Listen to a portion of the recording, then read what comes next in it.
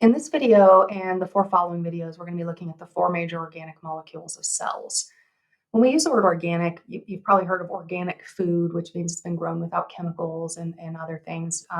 That's something entirely different. In chemistry, when we use the word organic, we're specifically talking about substances that contain carbon and hydrogen or hydrocarbons. Living organisms are composed of primarily the same four types of organic molecules, which are the ones that we'll be looking at individually. We have carbohydrates, proteins, nucleic acids, and lipids. Autotrophs are organisms that can produce their own organic molecules. So these will be things like plants and some of our extremophiles. So plants produce organic molecules, primarily, specifically glucose, during the process of photosynthesis. So they take energy from the sun and they are actually, in the presence of carbon dioxide in the atmosphere, able to chemically convert that into a glucose molecule, which can then be used to produce ATP, which is the energy of life. Some extremophiles that live in deep ocean vents can use other chemicals. So they do a chemosynthesis of organic molecules in the absence of sunlight. Just so you know, there's some variation out there in life. And then finally, heterotrophs, they have to obtain organic molecules from food. So the heterotrophs are consumers. They must consume autotrophs or something that has consumed an autotroph in order to get organic molecules, which can be used as energy for fuel.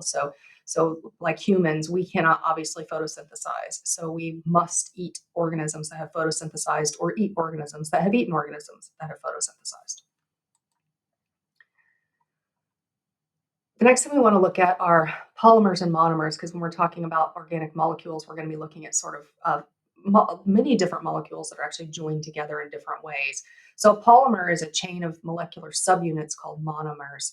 So if we look at this image here, here is an amino, and here is a phosphate, and here is a sugar, and those are going to be bonded together. Each of these molecules are actually considered connectors, so they're molecules that really commonly connect one molecule to another. You should be able to recognize some of these groups as you are looking at molecules, because it will help you to determine what type of molecule you're looking at. So hydroxyl is going to have this OH group on it. Remember, we talked about hydroxide ions were OH negative.